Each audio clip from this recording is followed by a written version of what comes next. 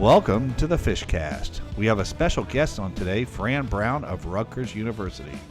Coach Brown will talk about his coaching career, how it got to this point, and what the future holds for one of the bright stars of college football.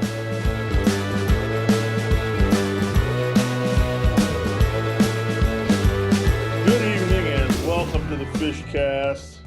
It's me, Corey Long, along with the director of recruiting and scouting and talent for Elite Scouting Services, Charles Fishbein. How you doing, Charles? I'm doing good, man. We got a good guest on today, and I'm excited about this one. Yeah, we got a wonderful guest. Coach Fran Brown, currently the secondary coach at Rutgers University in his second season at Rutgers. Started his career a long time ago. I actually came out of high school and went to Temple. Was at Temple University under Matt Rule. Followed Matt to, I think he followed Matt to Baylor, if I'm not mistaken, right? That's correct. Yes. Yeah, and now he's back at Rutgers. I mean, they're always building something good at Rutgers with Greg Schiano around. You know, he's going to have some great coaches. And it's great because as we'll find out later, he's coaching for the home team now. So great to have you on, Fran. Appreciate it. Thanks for having me on. And sorry to correct you, but I went to Western Carolina University. So I'm a Catamount. Then from there, I started my coaching career at Temple, but I went to Western, and that's where Matt recruited me to play for him at Western Carolina. All right, wonderful. And I see here that you were all Southern Conference as a cornerback. Yeah, I could play a little bit back in at one time. Now I'm more just like a cover two corner in the red zone. Hey, we all have our limitations now, it's all good. Yeah, I'm more like I might do one goal line snap for you these days. That's about what I can give you, I think. First down goal line snap, then you gotta take me out. I'm with you, trust me. Well, Coach, getting started, your college coaching career, you were at Temple, you were under Coach Steve Adazio when you got there, and then you ended up working with Matt Rule. Tell us about coaching with Coach Adazio and Coach Rule, and especially with Coach Rule. I mean, could you tell when he got there that he was the real deal, that he was gonna end up in the NFL sooner than later?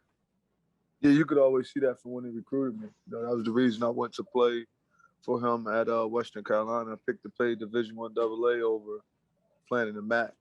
So it was a good deal of just seeing and trusting him. He has a special way with people, man. He's a good people person. So something that you could kind of see already. And I enjoyed all the guys I coached for. That gave me an opportunity to get involved in college football. It was a blessing to be able to get on Steve Adazio's staff as player development in GA, and then Coach Rule came and he continued to see what he saw in me when he recruited me and, just helped develop me into a coach. And now I have the opportunity of, working with Greg Schiano, whose name just speaks for itself, man. And I'm just continuing to learn more and to develop more to, get closer to what my long-term goals will be in this coaching profession. All right. Well, you end up going to Baylor with Coach Rule. And you end up recruiting New Jersey for him, and you're in Waco, Texas, and you're recruiting, you're recruiting kids from the Jersey area out to Baylor. It's a different culture out there. And most of the players you were recruiting even really know. They might have known of Baylor, obviously, but they know where Baylor was. They understand where Waco was. What did you do to convince kids to come out that way? Just honest. Once you get to know me, understand who I am, you'll know that everything I do is just about just giving you facts. I believe that coaching to me is a results-based business, and the previous guys that I recruited before them, and they saw the success of those kids, and the other guys that Coach Rule had recruited at Temple and other places were good. So it was kind of self-explanatory. It kind of sold itself of us just showing those guys the same plan that we had at other places we were at. Coach, being at Baylor, now, Temple, now Rutgers, it's given you some versatility as a coach as far as comes recruiting. How much of an impact has that had, as far as recruiting for you?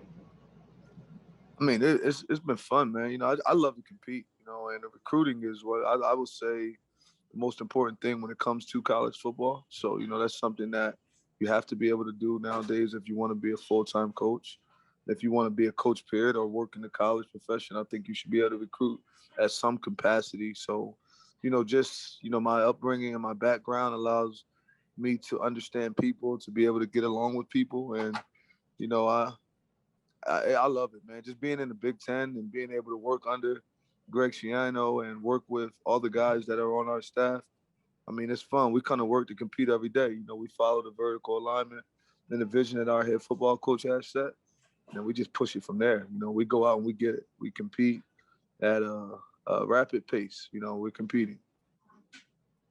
Now, Coach, you're originally from Camden, New Jersey, so Rutgers is basically in your backyard. I mean, when you're growing up in that area, do you ever think you're going to come back and you're going to coach at the state, what they call the State University of New Jersey? You never think that when you're growing up, unless that's your dream to get involved in coaching football. But once you start to coach football, you start to see it, and you start to get it. But it doesn't really run to it as much. But me being younger and when I was still playing ball when Coach Schiano first got here, getting a chance to see Coach Dolan and you go off to college and don't think about it. But as I was in coaching and Coach Schiano came back and got the job, it kind of just started hitting you more. Like, I want to go home and help win the championship. I want to go home and help win the conference. I want to help my state now get this going. Never moved from here, still got my place here. So getting a chance now to be here and follow it, man. I believe like we got the best head coach in the country. We got a real dude. Our coach is thorough. Like, he's just going to tell it like it is. And he's honest, he's open, he's understanding. Just everything that's been going on in this world, he's been understanding of it, from the social injustice to, just everything. Just teaching our kids what it is to be men. The football piece, that it comes because he's developing men. So, and he's not just developing men with the players. He's developing men with the coaches, and showing them what it takes to be a big-time coach, showing them what it takes to be successful, and that it's okay to have bigger dreams and aspirations. He show you how to go get it, and he come to work the grind. Everybody talk about, I got that dog in me, and you got that.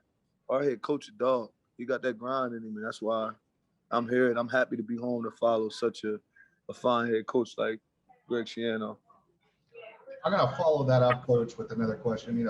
I got to meet Greg it's probably been close to 15, 20 years ago. I met him at, on one of the sidelines and went to one of his camps at Suncoast High School, one of his many satellite camps that he had. And the one thing is, I'll never forget, like, Rutgers at that time he was showing video of Rutgers and they were terrible.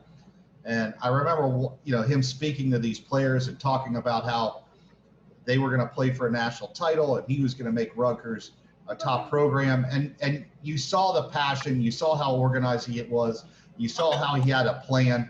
And I'll never forget, I brought a friend up with me to go watch him speak. And he never believed before he had heard Greg speak that Rutgers was Rutgers. People always heard about how they had the potential, but they never got it done. And then that Thursday night came against Louisville. They beat a top 5 program, and everything he said happened. That plan that he had put in place, that was that first time around. Now you guys come back and he's rebuilding the program again. What is it like now at Rutgers? I think it's Greg Schiano 2.0. It's the same thing, but now he doubling down.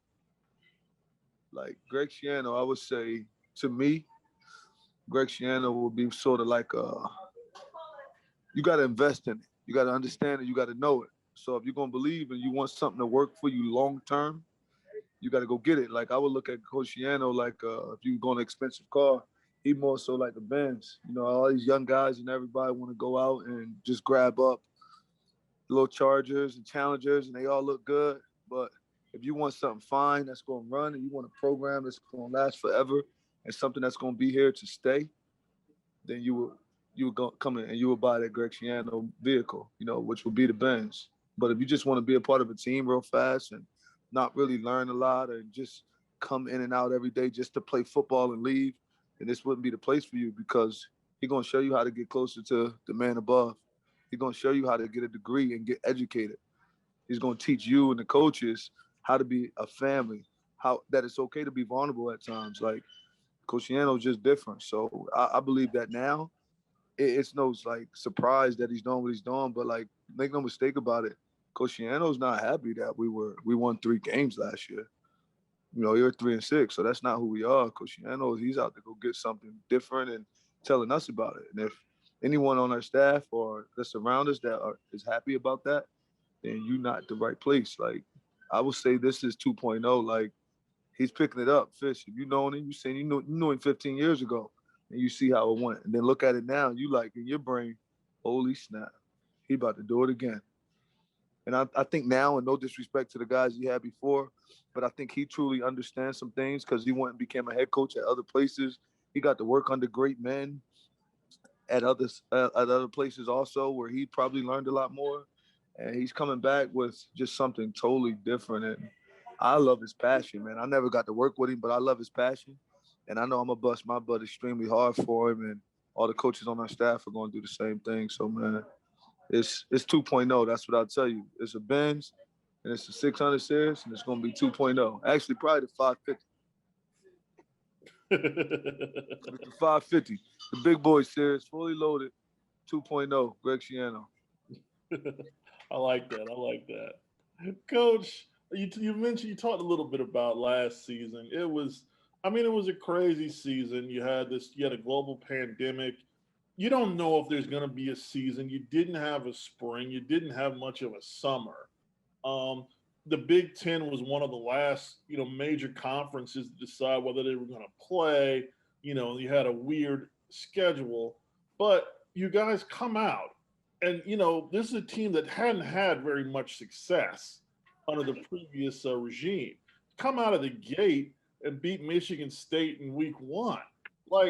What was the preparation like? How were you able to get this thing together to the point of where, you were able to field a competitive ball club that goes out and wins a road game right away? I mean, we had the same issues everyone else had in the country. So, when they say you could play, let's go out and practice and play as hard as we can. When they say we can't, then we got to do what's best for the kids and try to, still teach them to be men and just understand what's going on in the country. So at certain times you're doing football, but at certain times that you're just showing them how to protect themselves and what we're going through, teaching them about social injustice, teaching them. I mean, it was so many things that were dealt with that we had to teach these young men besides just the game of football. But when it came to football and they said it was time to go, just go get it. You go as hard as you can until they say stop. And I know everyone was excited about it. Yeah, we did good the first game, but as I said to you, we won 3 out of 6 games. So, I was happy 3 times. The other times, it was 6 times that I felt really, really, really bad. And somewhere along the line, I felt like I let those kids down. And, I know that's exactly how our head football coach feels about it. We're winners. So, I think excuses satisfy the person that makes them. So I'm not about to sit up here and tell you that COVID messed us up a little. I'm going to just tell you that, we didn't go out and do what we were meant to do when that clock hit all those zeros. Their score was bigger than ours. So we got to figure that out, how to make our score bigger than theirs every week. I'm going to follow that question up that Corey just gave you. You guys come out, we talked about it, the previous regime. I don't believe they won. I don't even know if they won a Big Ten game. How are you guys able to take that mindset of those kids that hadn't had success, hadn't won?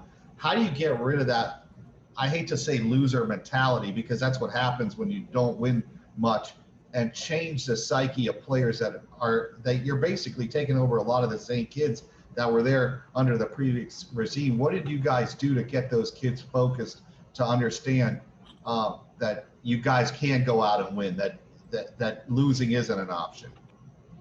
I would say FTC, our culture, family, trust, chop. We just focus, mental, physical toughness, being able to persevere. What you did last year has nothing to do with right now. We focus on the moment. We're able to chop the moment. If you've seen it from Coach Schiano, I would just say chop, fam, Forget about me. I love you.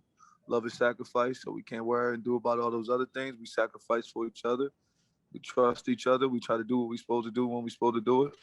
And just chop. I think Coach Shiano taught us all how to be a little more focused and mentally, physically tougher than opponents at time, and just the moment. We just chop the moment. That's really what we do and what we're about. Just trying to chop the moment and trying to teach our guys to do that, because our culture will not only help you be successful during that season or during that time last year with those guys that were players that were already here when we came and bringing in new guys, but we're just teaching these guys how to do this so they can go and be successful in life, so they can go and be great men, So just, I would say our culture, man, FTC is how Coach Shiano got that across, because everybody believe it, It's the culture. You guys, you now have come off of winter conditioning. Spring football's coming up for you guys. I don't believe you guys have taken the field yet. How does the team look coming off of winter conditioning? And what are some expectations for 2021? Just to get tougher and better every day. If every single person on the team get 1% better, then that means we get better. But I would say our strength and conditioning coach, who we have, to me, by far the best in the country. I mean, he does an amazing job. You guys seen what he done when he was here with Coach Shiano the last time, and he's up at IMG and did a good job when he was there and with Tampa Bay, and now he's back. So when it comes to what we've done in there, I mean, I think that speaks for itself when you talk about Jay Butler, who is like the best, point blank period. That's how I look at it. So, we've done a good job with the guys right now, and then we'll see. We're just going to continue to chop each day. Just try to focus on the day and the upcoming year, chop that day, just have fun. Man, Fish, you know what this is. You kind of know me. See me out there. We having fun. We competing. So it's time for us to go compete, trying to compete at everything there is that we can do in college football. We're going to do it, and we want to compete. Anything that they're going to do some type of ranking off of, we want to go be the best, right? We're not doing this to be like 67th or 38th or, we're telling this to compete. We want to be the best. There's no question about that. That, like I said, I've been around Shiano, and when the first time around, and when he was talking about expectations and what they expected as a program, and then it all came together. You've seen it happen before. So like what he says has meaning to it. So I've seen it firsthand, and I've always been a supporter and a big fan of Coach Shiano, and that, Corey knows how I feel about the man as a coach and what he does as a program. It's crazy. Everybody feel this way about him as a coach, but like, I think he's an even better father and husband, and just like even better friend. So, it's a lot of things. Hey, Coach Shiano's hard, Coach Shiano this, and Coach Shiano's a good friend. You just got to know who Coach Shiano is. Of course, he's passionate and aggressive on the football field because he want to win. Like, he's a man's man. But when it comes to, like, who he is as a father, a man of faith, and just a friend, like, man, excuse my friend, I won't say that, but, like, dude is really, really, really cool. Like, he is thorough. You know what I'm saying? He cares about his people. So, like, that's what it is. If you like to work hard, that's the kind of guy you're going to want to be around. If you're going to go to war with somebody, you want to go to war with a guy with a slingshot, or you want to go to war with a natural killer? Yep. Hey, I agree, man. You got my vote. Coach, let's be honest. I mean, I'm going to say it for you. You get after it in recruiting. I mean, you are establishing yourself as one of the best in the nation. You talk about just being a competitive nature, loving to compete. Is that how you look at recruiting? Is that really what recruiting is? Like, it's like, I'm ready to go up against any school. Is it just that mentality is what makes you a great recruiter? Yeah, I think it was just my upbringing. It was my mother. Mother passed away yesterday. It was actually her birthday. So bless her soul, rest in peace. Happy birthday to her.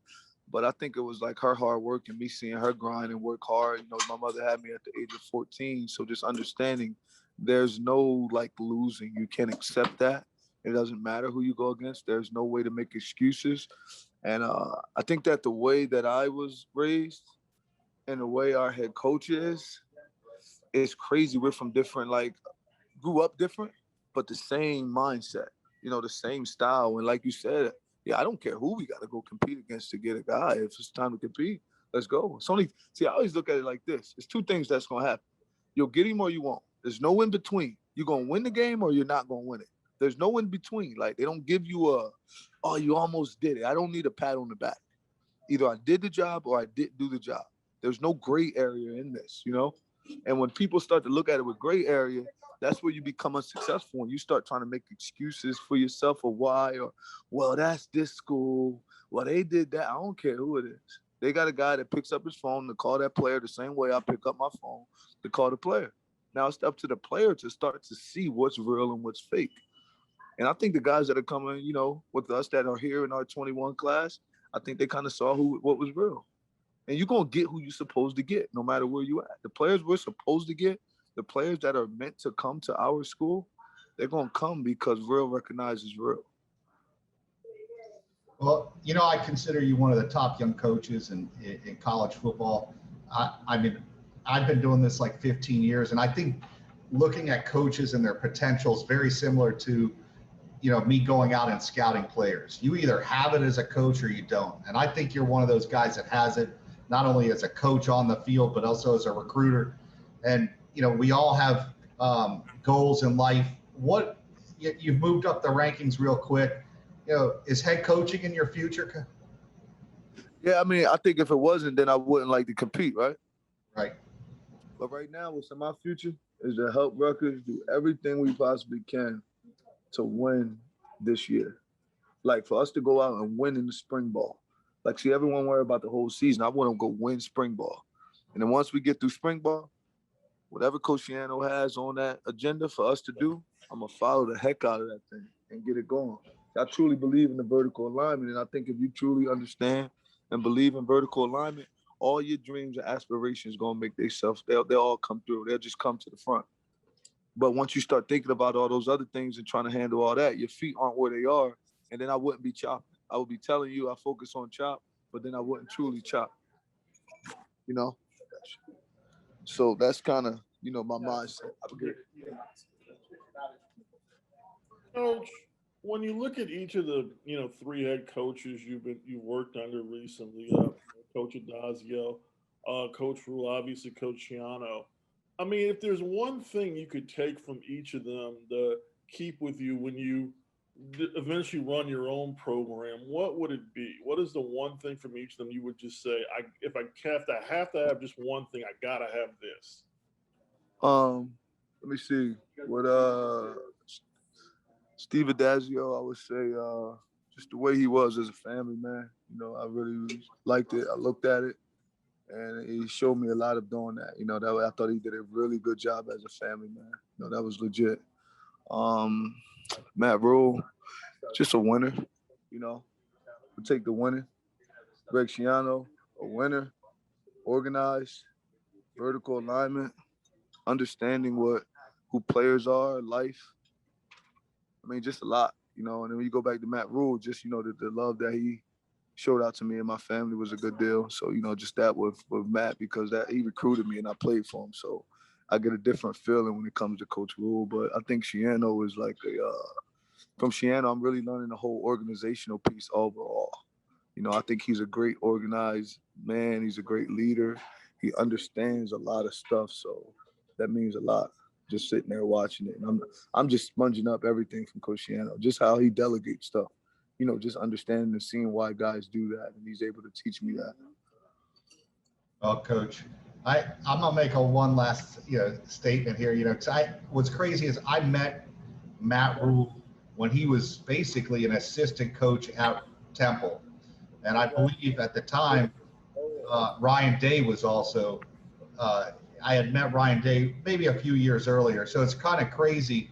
Your ascension in coaching is kind of similar to those two. So that's why I said with the whole head coaching thing, I think your future looks bright, and, you know, I wish you nothing but the best, and, you know, whatever I could do to help you out, you know, I'm gonna help you out. And we've built up a really good relationship. I really appreciate you coming on this podcast, and hopefully we could get you back on, and maybe after spring ball, once everything settles down. But and hopefully they have the football camps, because, you know, I went to every single summer camp Greg had when he was the head coach at Rutgers, and I miss going up there. I mean, Jersey's a lot of fun, and I can't wait to get back up there.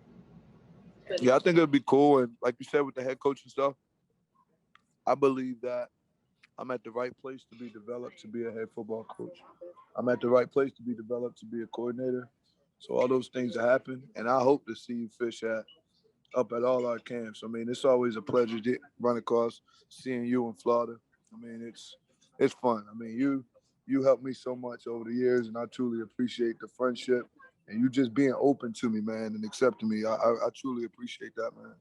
I think we need more fishers out here in the world, to be honest. There's some people that would disagree with you on that.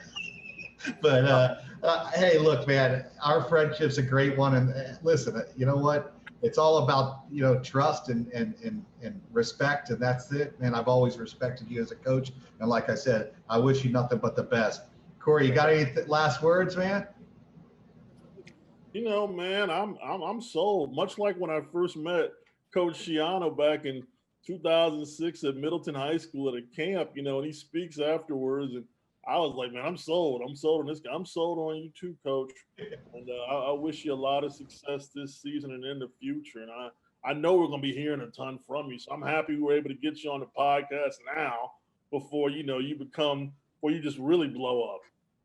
And I appreciate that. I appreciate those kind words. And just as well as you sold on me, I'm sold on you just from listening to you. And then also seeing how big you are on here. I ain't got no choice to be sold when I'm around you. So, Hey, between him and Todrick, I got my bases covered, man. Nobody's fucking with fish. Well, I appreciate everything, guys. I'm going to get back in here to dinner with my wife. And actually, I'm with Coach Underwood, too. So it's a good deal, man. You got Tyquan Underwood with you, man. That's awesome, man. I never got to meet him in person. I probably hugged him after the Louisville game when they beat Louisville on that Thursday night. Because I hugged everybody on the sideline. But I'll get a chance to meet him one of these days. So. Yeah, I mean, he's eating with his wife right now and won't be bothered. But you guys got to get him on there at some point. Make sure. One last thing that we do, we'll have Coach Underwood come on. One last thing we like to do with our guests, how can, fans or football, like recruits follow you on social media? What are your social media handles? Hold on. I think I'm at RU Coach Fran. I don't really know my Twitter. Hold on real quick. I stumped you with the at RU Coach Fran. At RU Coach Fran. All right. Well, there you go. Listen, make sure y'all see what's going on down there. Make sure you follow my man Underwood too. So get them on top. Get them on our whole staff though. It's important that you guys understand and know who our entire staff is. It's gonna be legit. Anytime you give Coach Underwood my number and I'll take care of him. I'm gonna make sure I put y'all on the group chat so that way we all talk. But listen, y'all know how it is being married. My wife just gave me the eye. Told me that you told me 20 minutes and it's past my time. So all right, man. We'll get back to you, man. Take it easy. Take care, Coach. I appreciate y'all. Y'all be safe. God bless you. Thank you.